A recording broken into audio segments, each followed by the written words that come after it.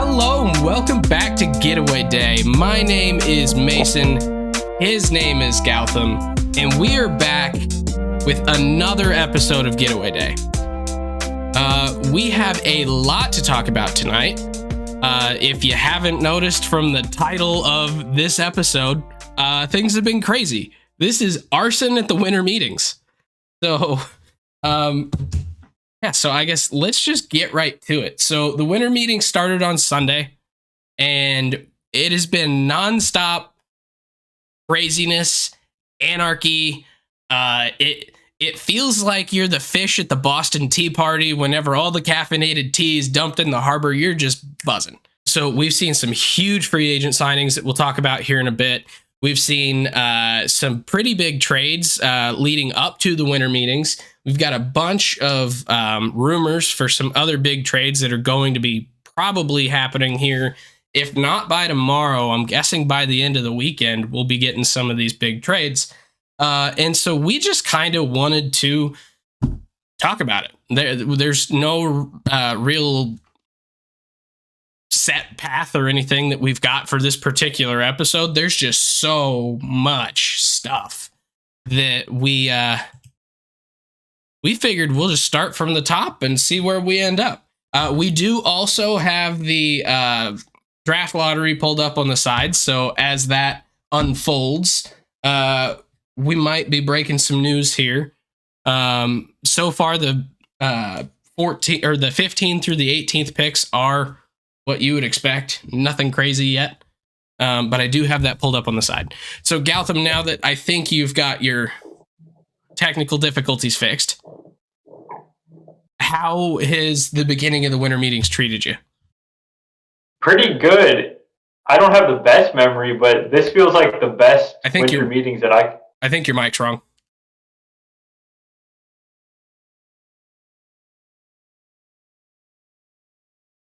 The Cubs got the 13th pick.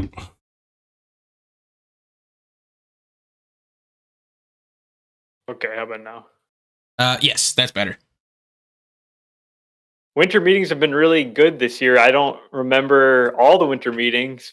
I don't have the best memory, but this feels like the best one in a long time, if ever. There just seems like there have been a steady trickle of really interesting rumors and actual transactions happening. Some big ones, some smaller ones, and we've still got some big ones to come here yet. Yeah. Right off the bat, we've got some pretty big stuff. It looks like the Minnesota Twins, who were expected to have the 13th overall pick, are in the top 6. So this draft lottery could get interesting here in a bit. The rest all seems to be pretty much on par, but this is fun. I like this. I think we've also Texas and Detroit are also in the top 6. Let's talk about this real quick as it's unfolding here very quickly. So with the draft lottery happening right now, if you remember going back to before the season when we were doing all the CBA discussions, it was determined that we were going to do a draft lottery this year. In the top 6 picks would all be decided by a lottery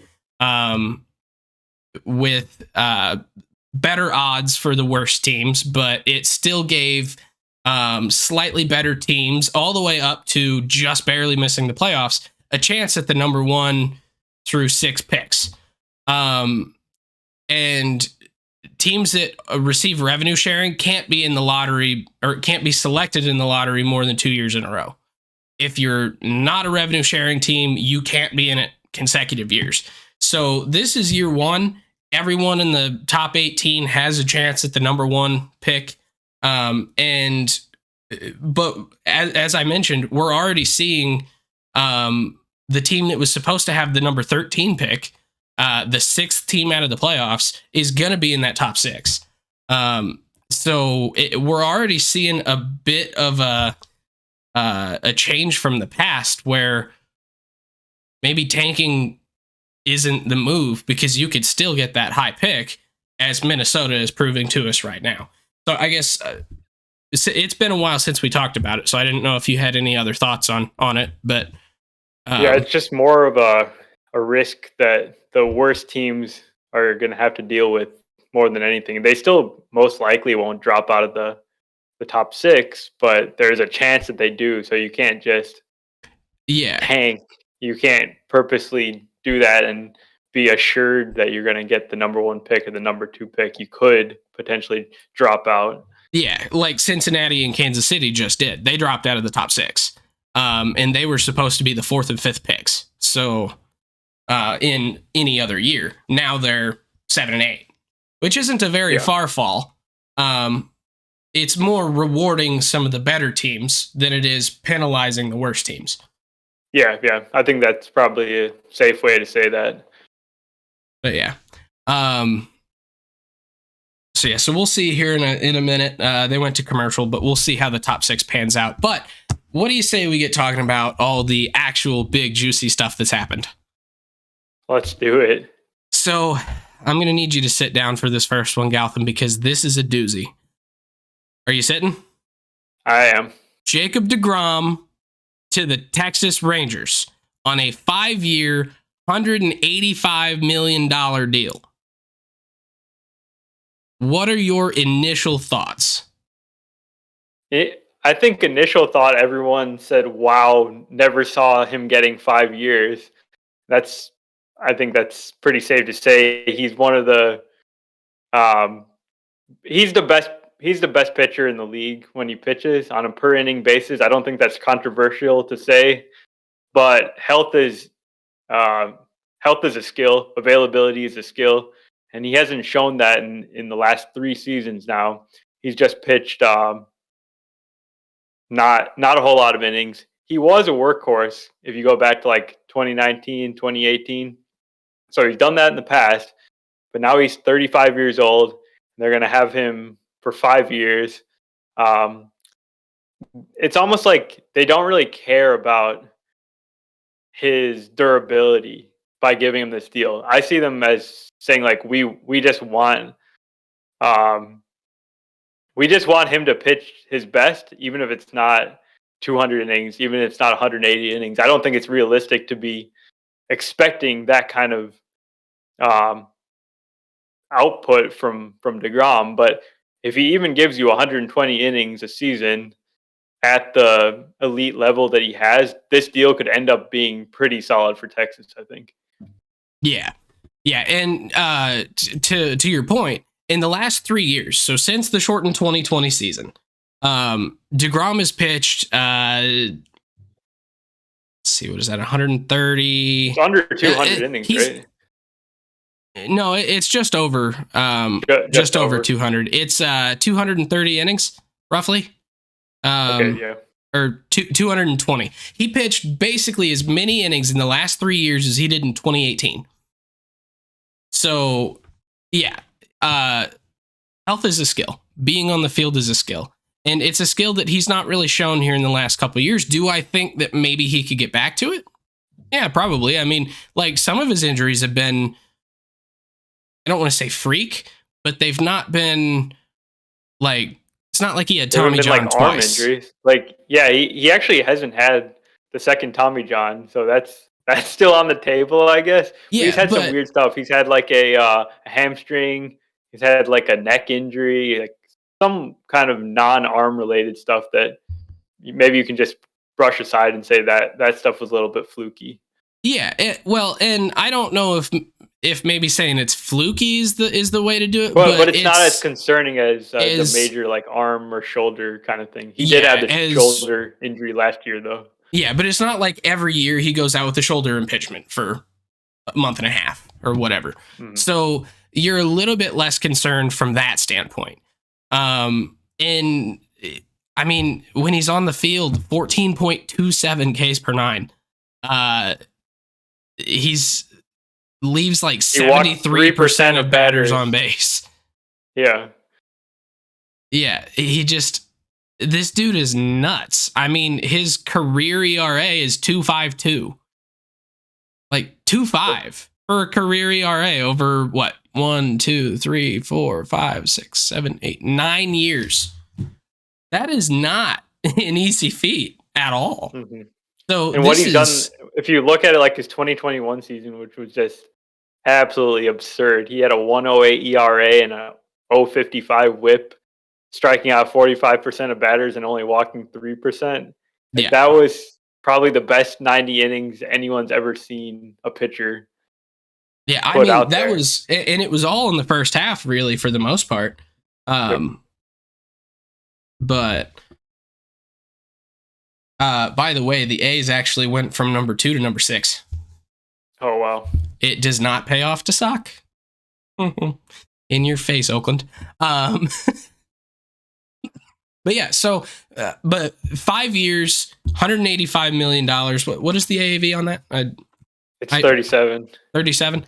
All right. Yeah. That's very reasonable. In my, for a guy of his caliber. Yes, it is less reasonable if he's hurt half the year every year for 5 years. But this is a Texas team that has 6, maybe 7 starters now. I mean, they just went out and got Andrew Heaney today to add to their rotation. Yeah. So just they've in got this offseason, they've brought back 3, or they've added 3 starters. They didn't add Martin Perez, but they brought him back. And then to add to John Gray, you've got a pretty credible rotation if those guys can stay healthy, which is a big if. And a ton of prospects that are pretty much close. I mean, Cole Winn is ready. You got Jack Leiter and Kumar Rocker, who hopefully this year take some pretty big strides to getting up towards the big leagues. And then a bunch of number 5 starters that they had from last year, like Dane Dunning, Glenn Otto. You could bring Brock Burke back from the bullpen and potentially stretch him out. Like, they've got options. This is probably the best looking rotation that Texas has had in years. Yeah, they basically took their biggest weakness, which was starting pitching, and they made it, I wouldn't necessarily say it's the strength of their team, but it's at least not a glaring weakness anymore. I mean, I would probably put their rotation ahead of the Cardinals rotation, and the Cardinals rotation isn't like the biggest Achilles heel in the world. Like, if we're comparing to teams who are good teams, like, yeah. So this is, I think if they get 3 good years out of DeGrom, this contract makes sense. I think you had to do 5 years if you were going to get him. Whole bunch of other teams were in on him. 37 mil AAV, as we'll discuss here with the next guy. Not the highest AAV of the offseason. I mean, the guy who just went to replace him in New York, Justin Verlander, signed a 2-year, $86.6 million deal with the vesting option for 2025 of $35 million. That brings his AAV for the first 2 years to tie teammate Max Scherzer for the highest all time. And I thought he would have tried to get like $1 more than Max Scherzer just to hold it over his head. That would have been funny. But yeah, so the Mets lose DeGrom, which is the sky is falling. He's irreplaceable from a performance standpoint. There's nobody else in the league who pitches as well as he does. Yeah, but if you're going to lose him, who better to fill his spot with than a guy who just won a Cy Young off a year and a half or 2 years of not pitching with a 1.7 ERA at like 40 years old, and Justin Verlander. Yeah, no, they did exactly the right thing. They were almost forced to do this just to fill what DeGrom was giving them when he pitched. He's a perfect fit for this team, and I think they're going to be happy with it. But I think everyone is going to always be comparing DeGrom and Verlander now just because of the way Verlander filled DeGrom's slot. And everyone is saying Verlander is the safer bet on the 2-year deal. That makes a lot of sense. But we have to remember that there is a lot of risk involved with Verlander too. He did have the Tommy John surgery. He is 5.5 years older than DeGrom. There's just inherent risk in 40-year-old pitchers. They do break down at some point. Yeah. Yeah, they do break down. And But JV is probably the safest bet of a 40-year-old pitcher that we've had since probably Nolan Ryan.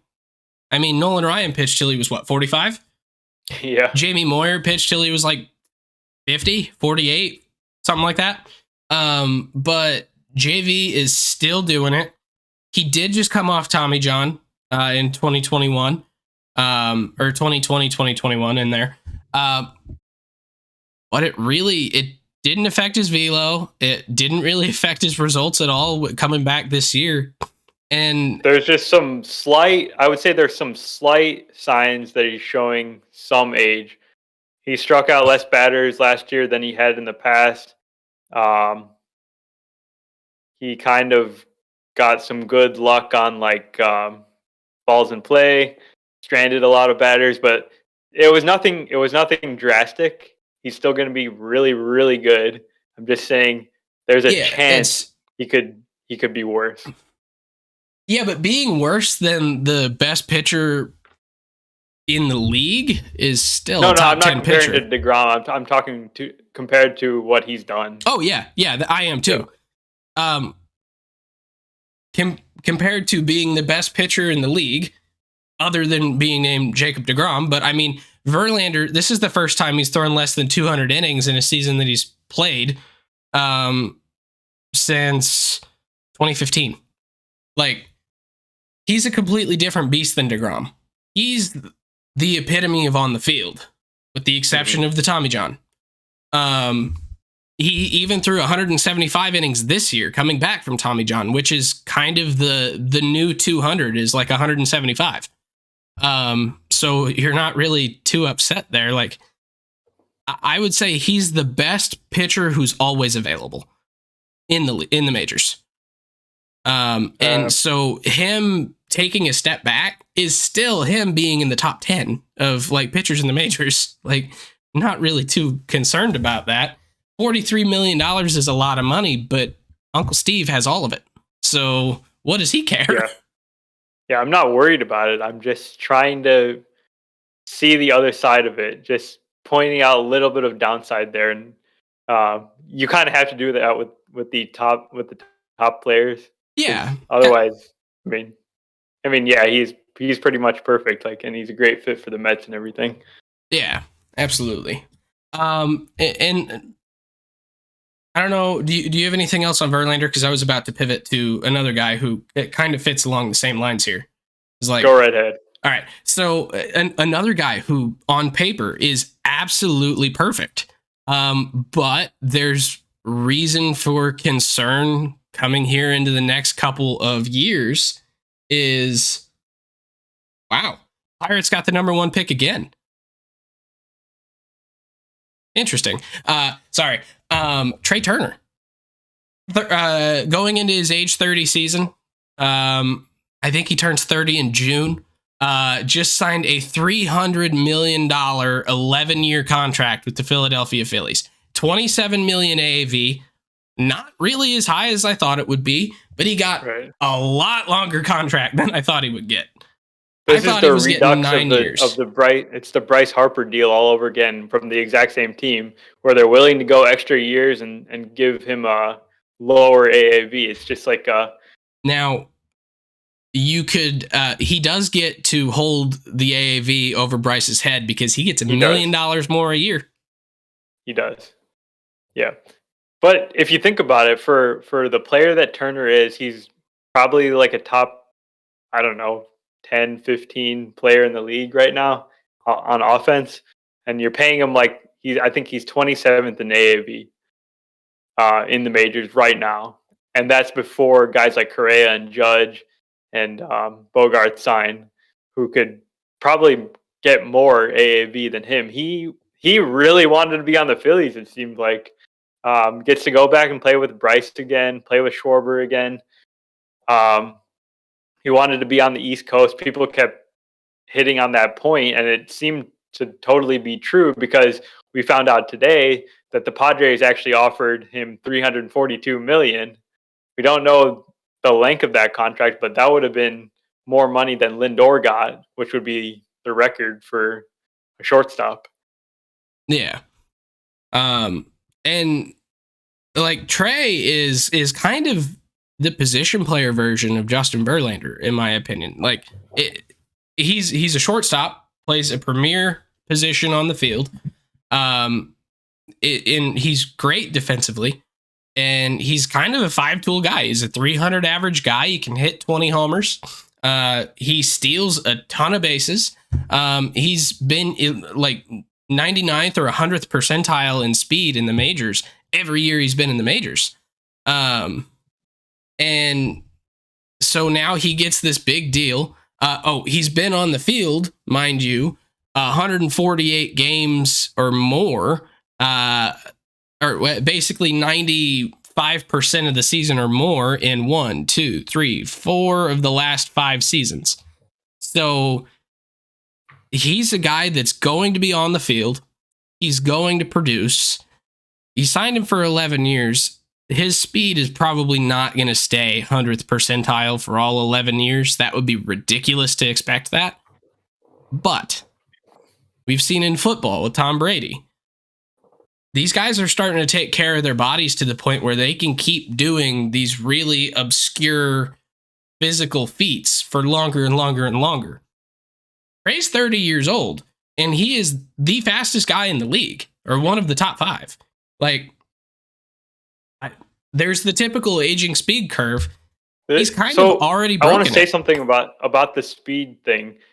A lot of people have this thought about speed players like not aging well, and I think that applies to speed only players.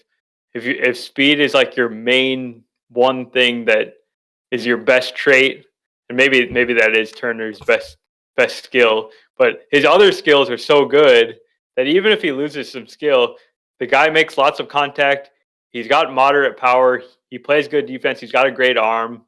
I think I'm not really like too concerned about the Phillies giving him 11 years. Yeah. I think it's going to work out fine. I think he's going to be playing well late into his 30s. Well, and he kind of, where my brain goes when I think 11 years down the road, what is Trey Turner going to be? I kind of think Justin Turner now. I think he's going to be that same guy. He's going to transition to a different position on the field at some point. Like, 40-year-old shortstops just kind of don't exist. He'll be getting paid by the Phillies till he's 41 almost. Like, at some point, he'll move to third base. He'll probably move to second before that, maybe. I don't know. We'll see. But, like, I don't really think you're concerned about this until about year 9, 10, 11, are you? I'm never worried about the back end of big contracts for these big like main guys. You don't even care about that right now. You care about 2023, 2024, maybe 2025. It's not even like you're going to be paying him like $50 million in whatever year that is, fake year, 2030 something. Yeah. Sorry, we got a hat change in the side, so pay no mind to me holding up hats.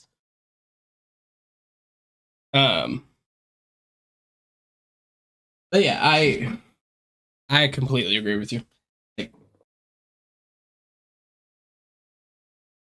Oh, I gotta do a hat change right quick. I really need to disable that as we're doing live recordings, but oh well. But yeah, so but what does this Turner contract mean for Dansby, for Xander, for Correa?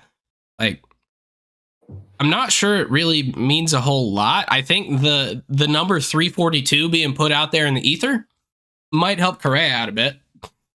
I felt like he was already going to break that, and I don't think this changes much because I think it guarantees it though.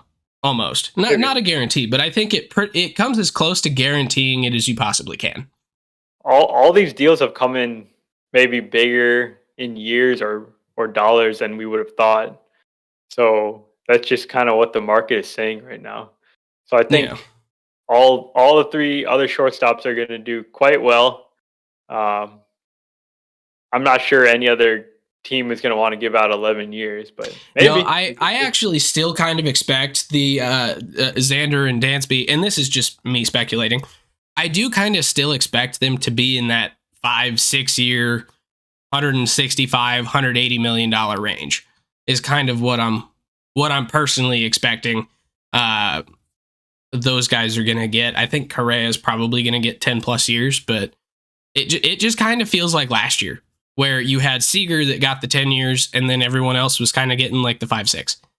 Mm-hmm. Yep. So, but I do think it's going to raise the values of those up, because I was originally thinking 165 was going to be what Xander gets, and now I'm kind of thinking it's going to be closer to 185, 200. Yeah. I think so. So, those were the big signings that we've had so far. We've had quite a few other signings that have happened, and some of these guys have got really good deals for the players. You had Zach Eflin get the largest free agent contract in Rays history? Is that what it 25 is? 25 years. The most guaranteed money in 25 years to a free agent. Yeah. $40 million for 3 years. Which is a nice deal for Zach Eflin, by the way, because I wouldn't have pegged him to be getting that much, but he's like a perfectly fine pitcher, and it just kind of shows where the market is for starting pitchers right now. There's not a whole lot of them that you can, rely on to give you a bunch of innings, and I think that's what Eflin kind of does. He hasn't done it recently, but he's got great control. He throws a lot of pitches. There's a lot to like, and the Rays always do well with these guys, bringing these guys in, starting pitchers, and they've done it in the past. I think it's going to go well. Yeah.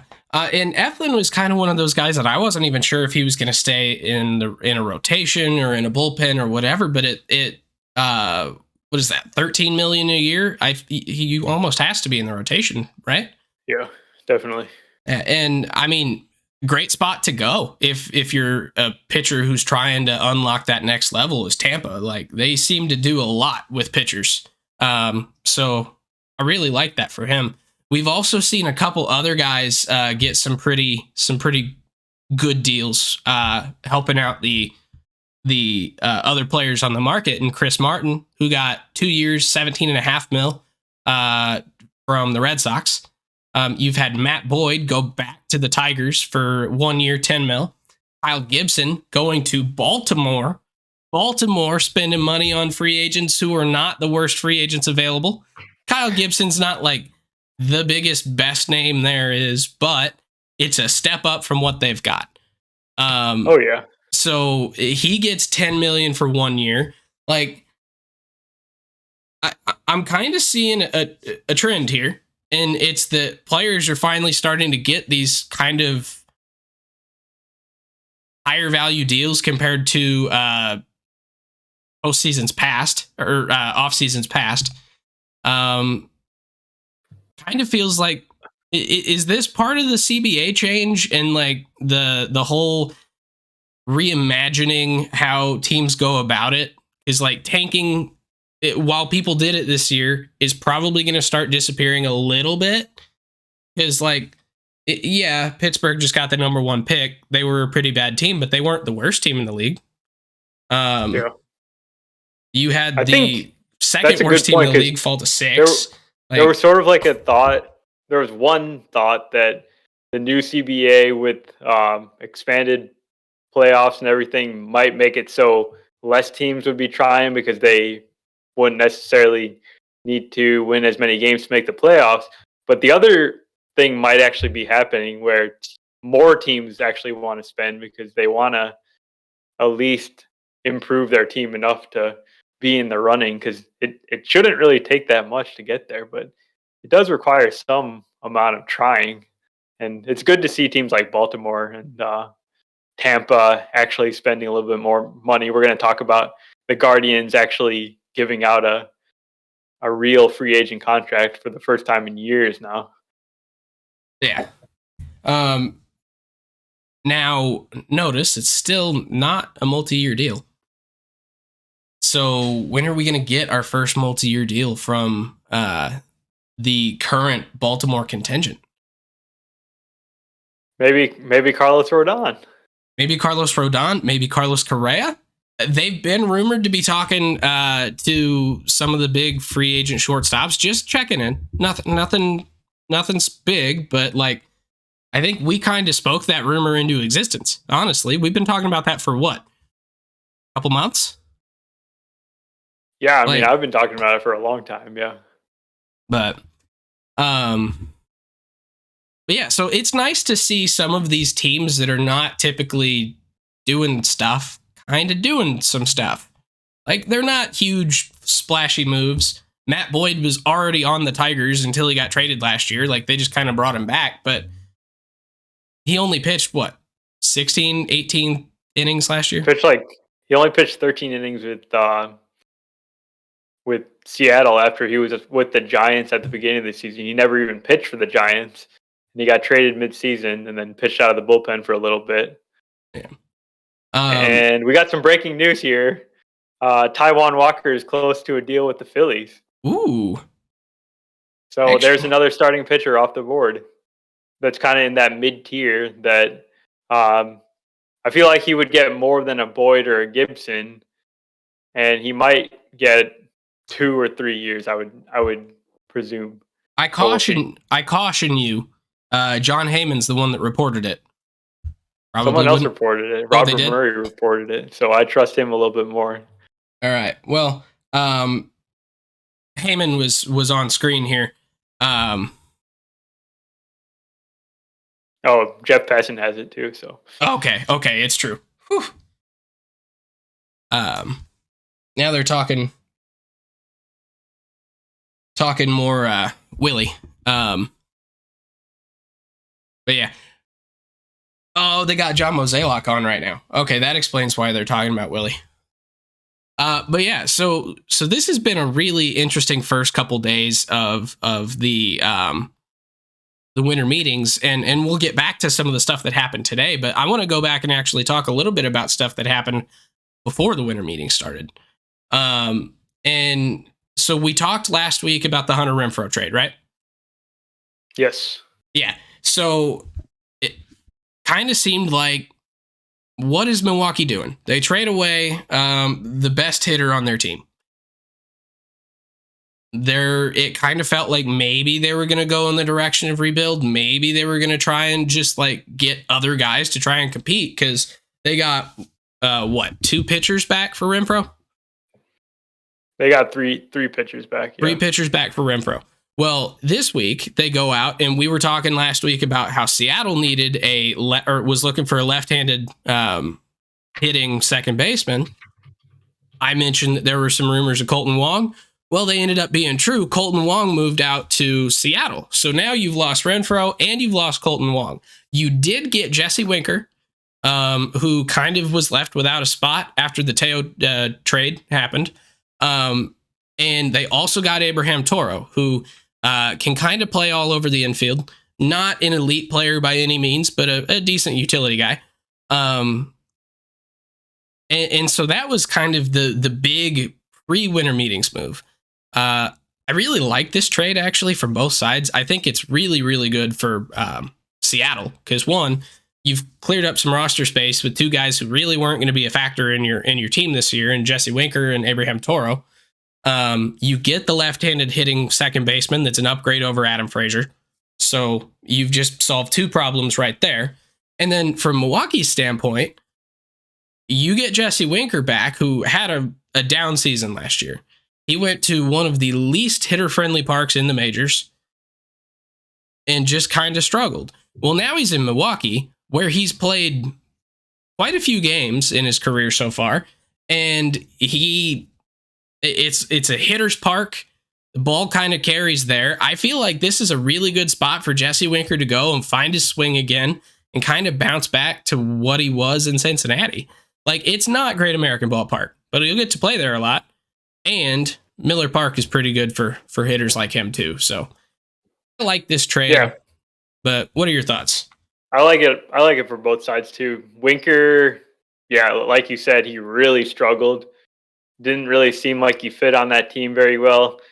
He just stopped hitting the ball as hard as he used to. Um, I don't know, like he just wasn't nearly the hitter that he was. Maybe it was the injuries. He had a neck injury. Um, I think he needs a fresh start. Brewers have the opportunity for him with Renfroe gone. He's kind of filling that spot for them, and um, Wong is also, like you said, an upgrade for them at second base, and that should be good for them. Um, and then, excuse me, the one other big piece that kind of came out right here at the beginning of the winter meetings, also in the NL Central, is that Brian Reynolds has requested a trade from the Pittsburgh Pirates. I feel like this has been a long time coming. Like, he's been the best player on the worst team for a couple years now.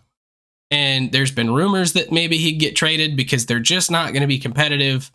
And then they've gone out, and so far their big move was Carlos Santana and G-Man Choi. Yep. Yeah.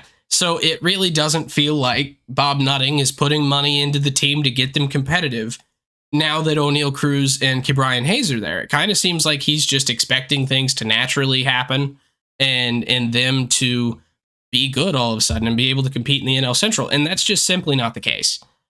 Right. And going back to Nutting, he supposedly offered Brian Reynolds the biggest contract in Pirates history, which is actually not really saying that much because the biggest contract in Pirates history is Ke'Bryan Hayes' $70 million contract. So it was probably pretty insulting for Brian Reynolds. I understand why he would be asking for a trade. When he does reach free agency, he's going to probably be one of the most coveted outfielders in whatever the year that ends up being. Yeah, because he's a switch hitting center fielder that has some speed, can steal some bags. Like, what is not to like about that guy? Yeah, and he's got 3 more years of team control right now. So the Pirates are kind of, I guess I would say they're doing the right thing by saying that they are not trading him, because if they do say they're trading him, they kind of lose some of the leverage there. I don't really believe them when they say they're not trading him. I would still think that they will try to find a match for him, and they would be stupid not to bring back a major haul for Reynolds. Yeah, they would be stupid not to, honestly. And maybe what they're going to do is they're going to wait for the Sean Murphy trade to happen, because the Sean Murphy trade is probably a good baseline of what you're going to get for Brian Reynolds, because Brian Reynolds is a position that I think carries more value, even though it doesn't really seem like it should. But just naturally, a center fielder is going to be worth more than a catcher. And he's a better hitter than Sean Murphy. He can steal bags. Sean Murphy can't. Like, it just seems like whatever Sean Murphy gets as a return is like half or maybe 2/3 of what you're going to get for Brian Reynolds, with the same amount of control left for both of them. So maybe that's what they're doing. I hadn't thought about it from that perspective, but yeah, comparing those two guys because they're in the same, arbitration class. But the other part of it is the Aaron Judge and the Brandon Nimmo sweepstakes. Once those two guys are gone, there's a major drop off in the outfielders that are actually available. So then all the teams that missed out on those two guys are going to be calling the Pirates and saying, "Can we get Brian Reynolds?" Yeah, and I mean that's kind of the same thing with Sean Murphy right now too. Like, you still got Wilson Contreras out there. Like, as soon as Wilson Contreras is gone, then you got a drop off. Like, yeah, Christian Vasquez is there. He's okay.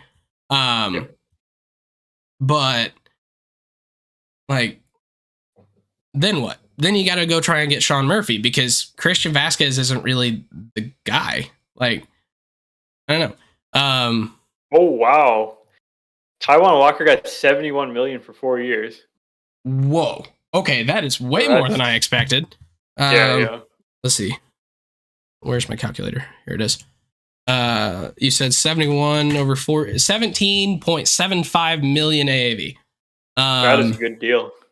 I kind of expected him to be there in that Eflin range of around that 13 mil a year. And I didn't think it would be for 4. Wow. That's that's quite the deal. And this is sort of on a tangent here, but the Phillies now are getting very close to reaching the luxury tax threshold if they haven't already crossed it now. So they are absolutely all in. Their lineup is fantastic with the addition of Turner. They've got the two aces in Nola and Wheeler, and now they're kind of bolstering the back end of that rotation. They're pushing all the chips in here. Yeah, because, so let's actually just go back and just talk about the Phillies kind of in full here for a minute. So with Trey, you now can move Rhys Hoskins back in the lineup, have a guy with a higher average up front.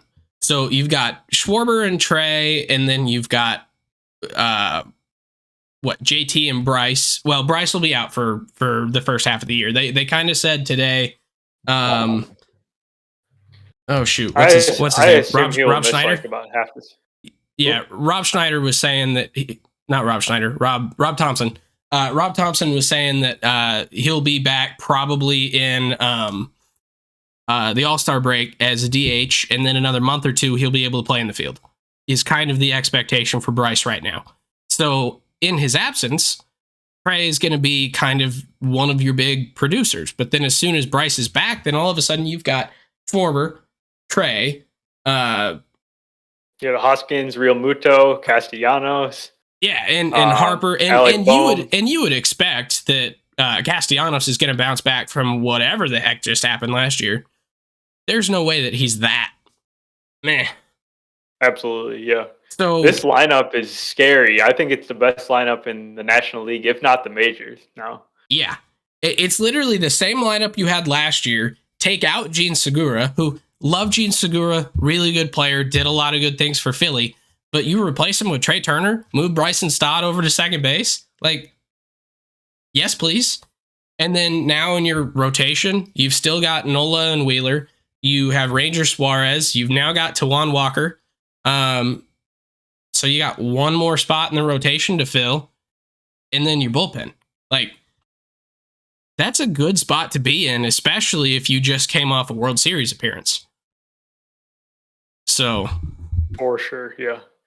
And you said that's $17 million, right? $17.75. Yep. So that would push the Phillies above the first luxury tax threshold of $233 million. Yeah, but John Middleton doesn't really seem like he cares. And no, I mean, he brought in Dave Dombrowski to be the GM. Like, he knew what he was getting himself into. And they just made the World Series. Like, they've got the money. They'll be fine. Mr. Billionaire will be fine. You don't worry about him. Yeah. All right. So what do you say we get back to some more of the free agents and the rumors? But let's talk about today, because there's been some pretty interesting moves today. Nothing is splashy as Trey Turner to the Phillies or Verlander to the Mets, but Josh Bell to the Guardians. This is the first actual free agent that the Guardians have signed in 3 off seasons. Yeah. 2 years, $33 million with an opt-out after or in the middle.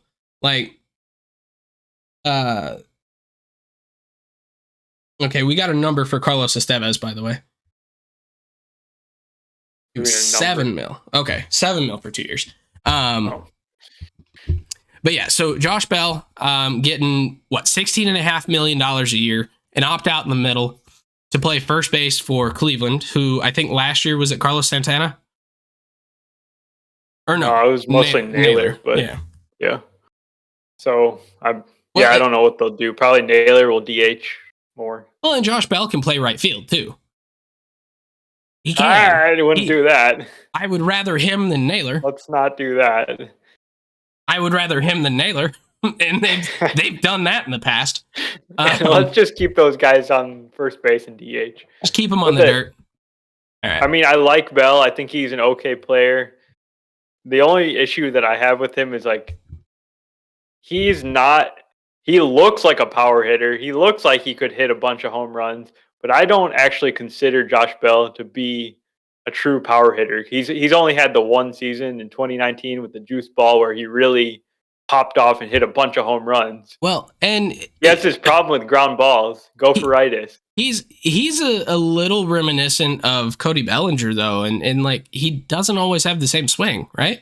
Doesn't he kind of change up his swing a lot? And he's not really found one that He's very inconsistent from what I've seen.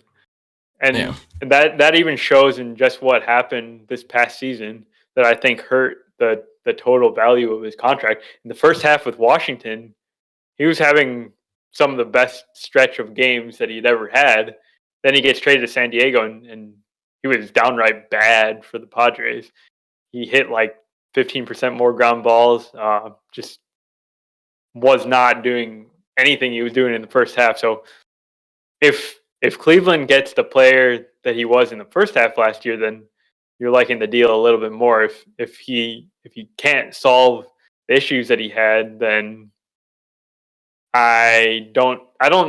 Cleveland's biggest issue is that their lack of power, and I'm not sure that Josh Bell is a clear-cut solution to that. Like he could be, but he may not be. Yeah, hopefully their hitting coaches can help him figure something out there because he does have power in his frame. He's just and he never also figured hits out the how to ball use it. incredibly hard. He's always had great exit velocities and stuff like that. Now, he probably will benefit a little bit from the limited shift as well. So, like, all those worm burners and everything might pop through a little bit more often. So, That's true. You don't really worry as much with the limited shift. But, yeah, you want to see him elevate that ball because he can put it out of the yard. He just doesn't elevate the ball. Mm-hmm. So... but I do really think that's a good signing from Cleveland. And I kind of think it shows that Cleveland is maybe willing to, they're not going to go out of their norm and like sign a ton of free agents. They're not going to go get Aaron Judge, but they're kind of spending some money to help try and bolster the young core that they've got that they're spending almost nothing on. Yeah. Like, and let's not forget, we're not so far removed from Cleveland actually spending money in free agency and spending on their players. They used to be like top half of the American League, like when they made the World Series, for example. They were carrying a pretty like decent payroll. It's only been like the last couple of years, so hopefully this is a rebound back to their old spending habits. yeah. Let's see. We've already talked about Heaney to the Rangers a little bit. But he did get a 2-year, $25 million deal with an opt-out in the middle. That's a pretty solid deal for Andrew Heaney too, isn't it? Because he was coming off an injury-shortened season, right? Yeah, he's had tons of injury-shortened seasons, but last year the Dodgers unlocked something. No surprise there, but he was amazing when he pitched. He struck out like 35% of batters. He only pitched like about 90 innings, I think, last year. 72. 72 innings, but he had like a 3.10 ERA. He was really effective. I think the biggest thing that kept him to just a 2-year, $25 million deal is how many times he's been injured and the fact that he's going to be 32 this upcoming season. Yeah. I love this deal for the Rangers. I think there's a lot of potential for him to be a really key member of their rotation this year if he does stay healthy. Yeah, I agree with you. And honestly, I kind of think that the money there on that deal is kind of fitting to where if he's dealing with injuries, you could throw him in the bullpen and not just to save part of his season and not hate yourself. Because like $12.5 million is a lot for a reliever. But if he comes out and he pitches, 5, 6, 7 starts in the first half, goes down with an injury, he comes back, but you're not sure he's going to have the length, you could put him in the bullpen. He's pitched out of there before. He pitched, 35 innings with New York in 2021, about half of them out of the bullpen, and he was pretty solid there. Like, his ERA didn't really show it, but he was better. That big home run problem, yeah. Yeah, he was better than his numbers showed, pitching out of the bullpen. So yeah, this guy, talent has never been the issue with Heaney. I think it's been two things. It's been the injuries and it's been the home runs. And last year, um, he still gave up a lot of home runs, but um, he started like striking out a lot of people too. So I like it. I like it for the Rangers. Yeah, me too. So now we're gonna go a little closer to home for you, Cody B.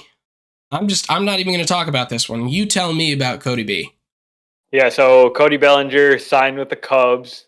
Scott Boras is his agent, and he was making it very clear that Cody Bellinger would only be signing 1-year deals, even though plenty of other teams were interested. There were like 11 teams interested in this guy, many offering multi-year deals. But Bellinger coming off 2 really bad offensive seasons since his MVP season in 2019, he just has not been the same guy, whether that be injury, his messed up swing, um, whatever the Dodgers hitting coaches are telling him was not clicking with him or something. But I think him coming to the Cubs makes sense from his perspective first, because he'll get to play. There's openings at his 2 positions, center field and first base. So it's not like he's going to be at risk of falling into a platoon. He should get plenty of playing time, and that's like the main reason I think he would want to come to the Cubs. From the Cubs' perspective, they fill one of their biggest needs in getting a real center fielder. If Bellinger never rebounds as a batter, at the minimum, he's Kevin Kiermaier in the field, and we know he has the upside to be like an MVP candidate, and he's only 27 years old. Well, and from my standpoint, him moving to the NL Central is probably a really, really good move for a 1-year prove-it deal. Because, yeah, you're not getting 19 games against each division rival each year. You're now getting 13, 14? 14, I think. 14. But you're still going to get 7 games in Great American Ballpark. You're going to get 7 games in Miller Park. You're going to get games in Pittsburgh, which is not the most hitter friendly, but it's not. But it's Busch the Stadium. Pirates pitcher. Yeah, it's the Pirates pitchers. Busch is probably going to be the hardest spot to hit in that division, and I mean the Cardinals pitchers tend to give up some home runs. So like that's a really good spot for a 1-year prove-it deal on a team that is, unless they go make a ton of big moves this offseason, which it sounds like they have the money to do it. Can we just talk about the Cubs here? Because the move to get Bellinger, as a Cubs fan, has me encouraged, because it doesn't make sense for that to be the main move or the only move. It kind of tells me that they're going to do some other stuff, potentially very big stuff, and that's what all the rumors have been leading me to believe, that they're going to be adding some major pieces alongside Bellinger. Well, and some of these rumors that they're in on are big ones. Kodai Senga, right, who is fielding 5-year plus offers to come over from Japan as a pitcher. You've got all 3 of the remaining free agent shortstops in that list. They're talking on Sean Murphy. They're talking on. They've got to be talking on more. I think it was like Chris Bassett. I don't know, but yeah, like I think Christian Vasquez. Like there's tons of guys that they've got offers out for that Jed Hoyer was talking about yesterday, and the big one that was confirmed again today was a report that Tom Ricketts has told Jed that he has the green light to spend whatever he needs to improve the team. So this is just the start, and the amount of money that they paid Bellinger does not matter. It's a 1-year deal. It almost seems like Bellinger could have taken more to go play somewhere else, and it seems like he probably took less to come to the Cubs, because hopefully they've told him they're going to surround him with a good offense, and he's going to get to play every day. Yeah. And I think that play every day is probably the key. Like, yeah, with other teams that are that were kind of courting him, teams like the Blue Jays, probably. Like the Blue Jays. Like, yeah. The Blue Jays You wouldn't could have assume, guaranteed that he would have played every day, I don't think. yeah, you could assume he would probably play more often than not, but it doesn't seem like there was an everyday spot for him. Same thing if like he went to, I guess if he went to the Giants, he probably would have played every day. But or they would have tried to platoon him with Jock, but that would be stupid. No, they wouldn't have platooned him with Jock. Aren't they both lefties? Yeah. Yeah. Never mind. I take back what I just said. But yeah, like this just this seems like the perfect fit. It makes a ton of sense. I'm really, really happy for Cody B. I hate that he's going to be playing against the Cardinals. Not really thrilled because I think the Cubs are going to help him figure out his swing. I think a change of pace, new coaches is what he needs to get back to maybe not MV belly, but closer to it. Closer to that Rookie of the Year season, that MVP season. There's just no way that he's as bad as he's been.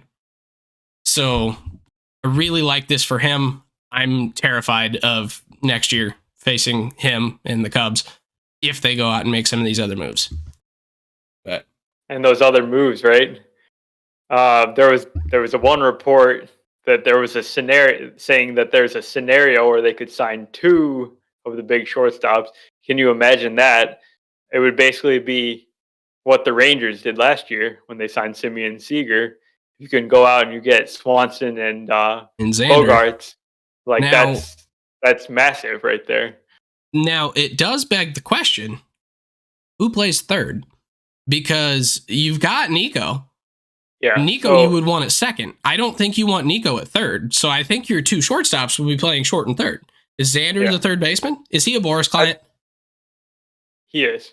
He's not going to go to third. He might. I don't know that Boris would do that. He might not. Yeah. So.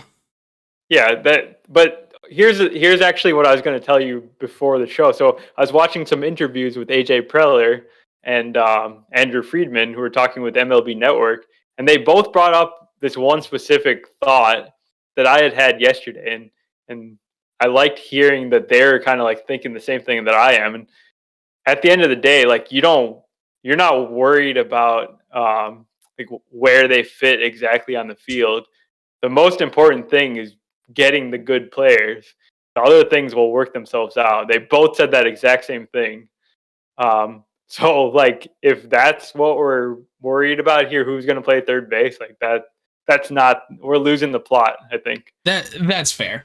I think maybe my point comes more important with a team like the Guardians getting Josh Bell, like a team where it's like you've got too many middle infielders and first basemen and no outfielders. Josh Naylor will hurt himself swinging a bat or something. It'll all work itself out. That still leaves two glaring holes in the. Well, I guess Stephen Kwan's probably fine. It leaves 1.5 glaring holes in right field, and then the offense that comes out of your center fielder.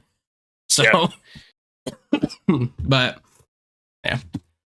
So the Cubs are kind of in that phase of they just need good players because they have holes everywhere. Bellinger is a start, but there's so much more that needs to happen, especially on the infield with where they are right now.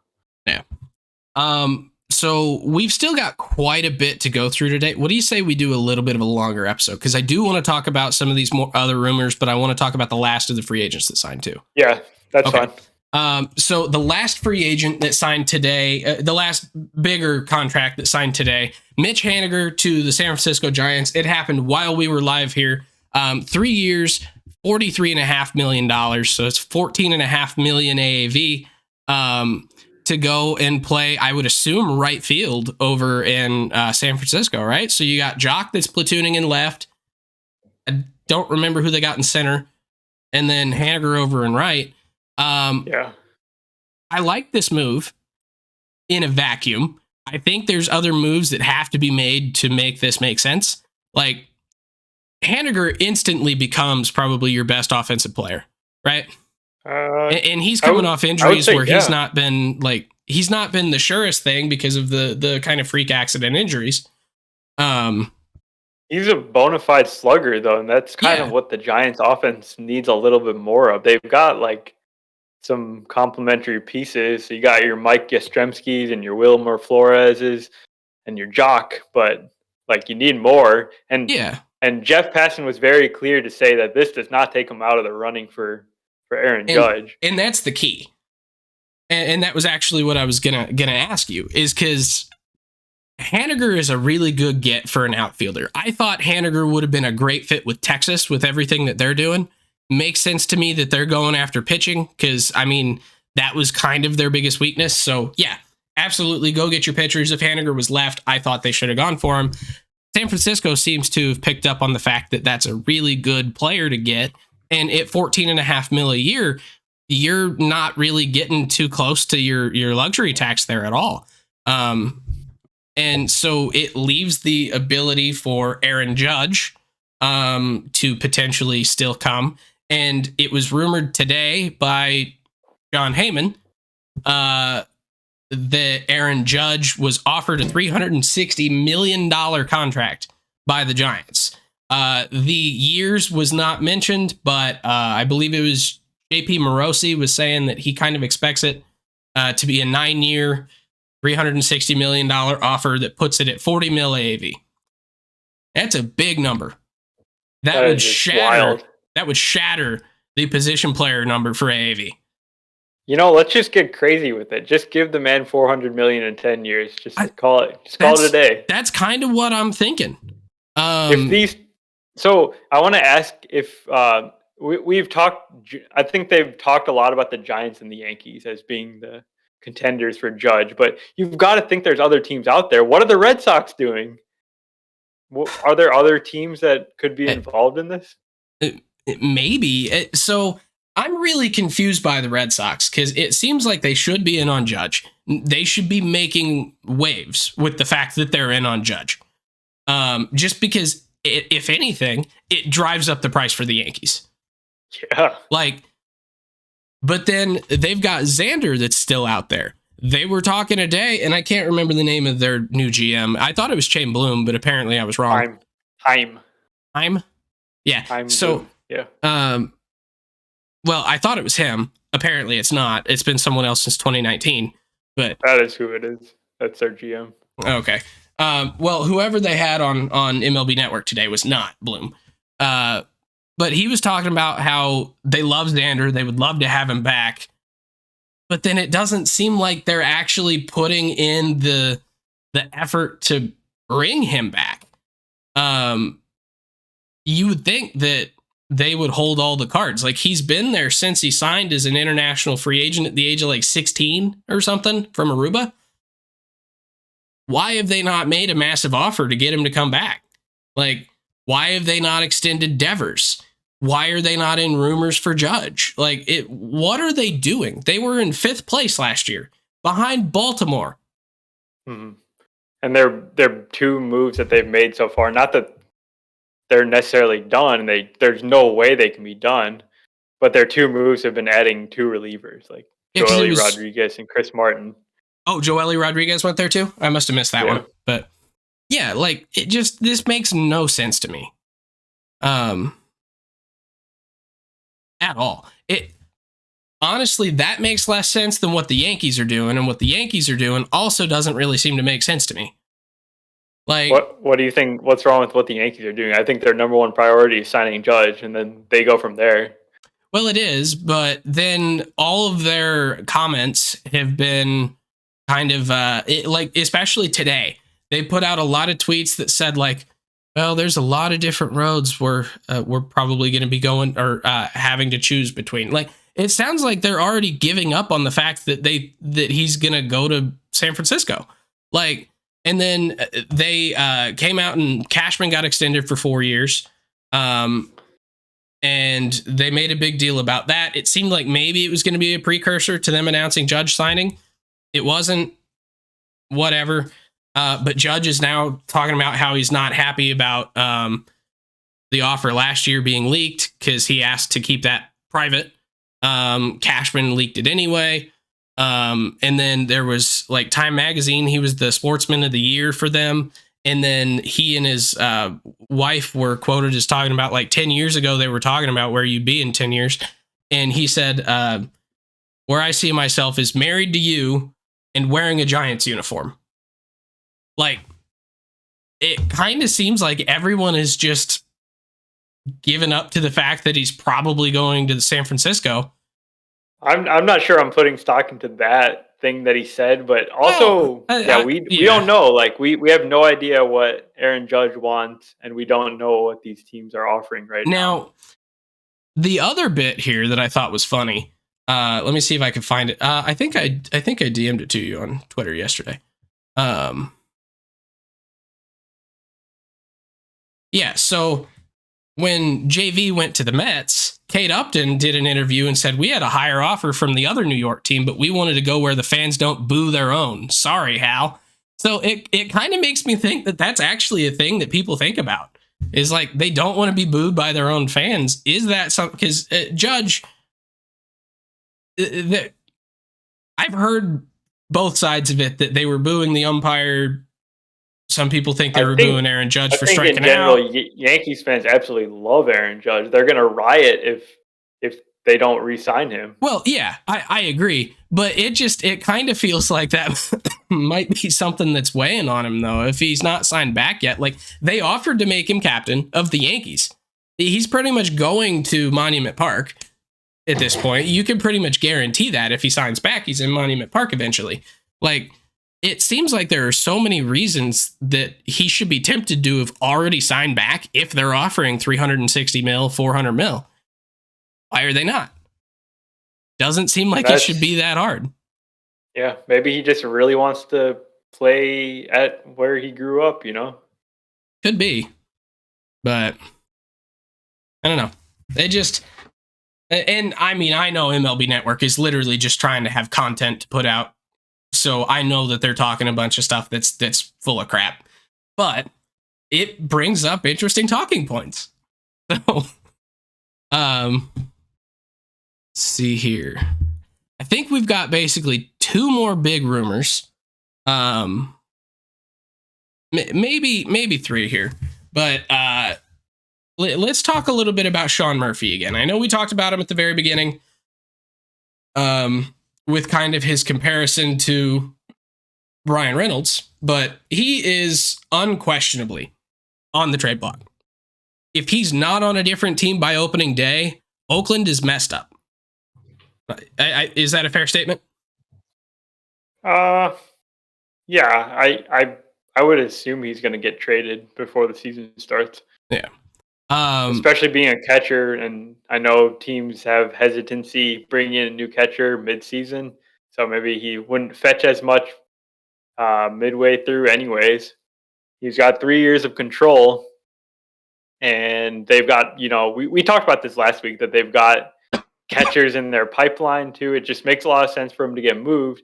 And then when you throw in the number of teams that are looking and have now been rumored to be in on Murphy, it's how can they not do really well in this deal? Yeah, exactly. And the teams that are actually in on it, like the Cardinals are a team that have been linked to Sean Murphy since last year. The Guardians as well. And those are the two that have been talked about the most. But it seems now, like especially today, the Cardinals have been rumored even more heavily to Wilson Contreras. They met with him last week. Ollie Marmol confirmed that today. They went down to Florida, him and Mo, and they had a pretty long conversation that they said was very, very positive. They're kind of implying that there's some pretty good legs under that rumor. So if the Cardinals get Contreras, like that takes him out of the Murphy market. But if I were the A's, I would 100% be trying to get the Cardinals to take Murphy, because like I think the Cardinals and the Guardians probably have the best farm systems to get returned pieces. They do want major league pieces, which is a little bit more of a question, but the Cardinals have Gorman. They've got a gluttony of outfielders. Like Alec Burleson's major league ready. You've got Lars Nootbaar, you've got Tyler O'Neill, you've got Dylan Carlson. Like there's a bunch of people to build a package around. So it seems like the A's should be trying to get the Cardinals to go. kind of the same thing with Cleveland. But who else is there that could realistically go and make this big move for Sean Murphy that would get the return that Oakland is expecting? Do you know? Can you remind me of those other teams? I know I saw the Cubs. I think the Twins were in there. The Diamondbacks. I mean, there's so many teams. Yeah, I think Houston's checking in on them in case they miss out on Wilson Contreras. Like, I don't know Houston that there's makes a ton of sense too. Yeah, it does. But yeah, I don't think there's been like a whole bunch of names that have been thrown out there of teams other than the Cardinals and the Guardians. Like from there, it's like it's a third of the league. You could kind of just guess a team and they're probably in it. I would guess the Yankees are probably at least conversing. Would be stupid if they weren't. Yeah, they got Jose Trevino. But if you could have Sean Murphy, why wouldn't you? Especially if you don't end up bringing Judge back somehow. Like, go get someone who's going to make a splash. So I'm just thinking how Yankees fans would react to that. We lost Judge, but we got Sean Murphy. They're not going to care. And sign Carlos Correa. Don't just do one, do both. But yeah, but that Murphy market is really intriguing to me though. Like if the Cardinals don't get him, it kind of seems like he'll be on Cleveland. Just from I can in my head put together what that package would look like. I think. I know they're saying that they want major league pieces, but I was going through this yesterday. Like I kind of think like you'd end up with like Gabriel Arias, who is major league ready. You would probably get a pitcher who's been up. Aaron Savali is the one that kind of came to mind for me. You would probably ask for someone a little bit better, but you would take Savali. Carson Tucker, I thought would be part of that package. And then you would probably have another like high level minor league pitcher or major league pitcher piece. That's a lot. It is a lot, but it's 3 years of control of a catcher. Like of a really good offensive catcher, mind you, who's a Gold Glove guy as well. So it kind of feels like that's what they're going to be asking for. And it feels like the Guardians can do that. So that's why, and the Cardinals package would be pretty similar. I thought it would be like Gorman and either McGreevy or Gordon Graceffo. And then like 2 more minor league pieces, maybe. I don't know. Yeah. So you're probably right. It's going to cost a lot with all these teams involved. Yeah. Cubs are getting in there to drive up the price, you know? Yep. And that's kind of why I think that there's a lot of these teams that are checking in is just to drive the price up. Like, yep. All right. The last thing that we've got listed on our rundown, Minnesota Twins, maybe putting Luis Arraez on the block. They said they would only trade Arraez if they could get top-level starting pitching talent. What does that actually mean? So if they can actually get, like a number 2 starting pitcher for Arraez, I do that like in an instant, no thinking about it.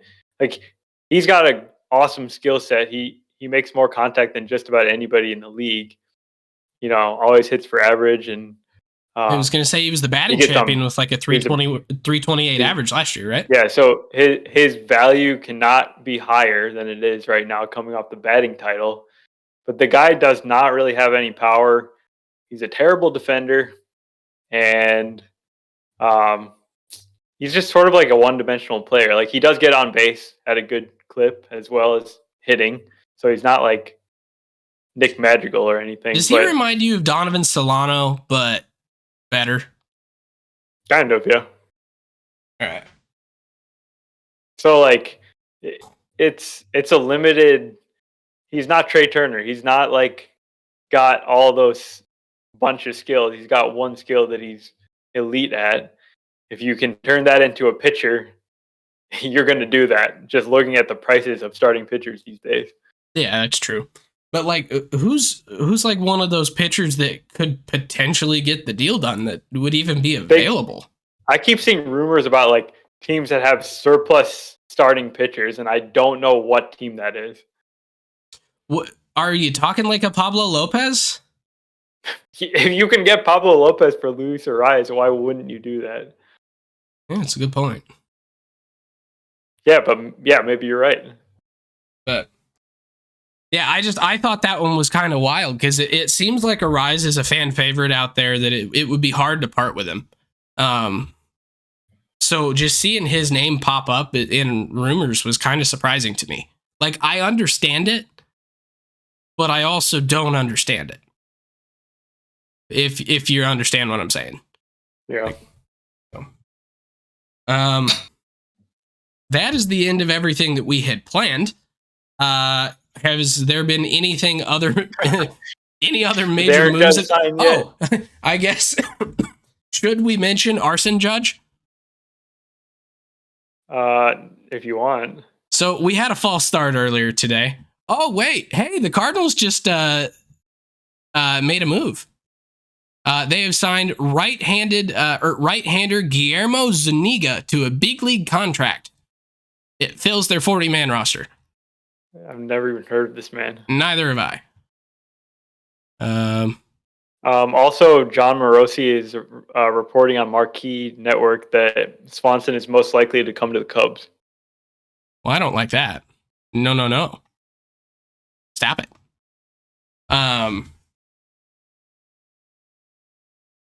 Let's not do that. How about no? I'm just going to keep saying no. I don't have anything else to say. But yeah, so John Heyman jumped the gun earlier and reported that Arson Judge is looking like he's going to the Giants. Don't know if he's related to Aaron or not, but Aaron Judge has not made a decision. John Heyman went and followed up later and apologized and said that he's actually talked to the Giants and there is no legs to that statement. So yeah, and then the CEO came out and said there's nothing to report on the Aaron Judge front. I don't understand how you make that mistake when you've been doing your job that long, but it is what it is. I mean, do? he's so used to that back page news on the New York Post, so just trying to make big headlines, I guess. So yeah. Oh well, maybe he should go back to the minors because he's clearly incompetent at the major league level. Boom, roasted. Call back to like 2 years ago, John Heyman. I don't like John Heyman, if you guys haven't picked up on that, but it's just a personal vendetta. I think that is pretty much it for tonight. Thank you for sticking around. I know this has been a bit of a longer episode for us, but there was a lot to discuss. Gautam, do you have any closing arguments? If not, we will get the verdict from the jury. See you next week when Carlos Correa, Xander Bogaerts, and Dansby Swanson are all Cubs. I will not be here next week if that is the case. I will be crying in the corner. So thank you all very much for hanging out with us tonight. If you enjoyed this episode, please make sure to subscribe on all your favorite podcasting apps and YouTube. On YouTube, you got to hit the subscribe button and the little notification bell so that you never miss a future episode. You can also follow us on Twitter and Facebook and TikTok at Getaway Day Pod. TikTok, I've been doing some pretty cool stuff recently.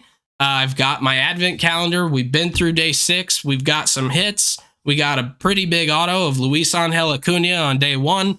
So make sure to check that out. I'll be opening more stuff every day until Christmas. I think that is pretty much it for us tonight. And we will see you back here next week.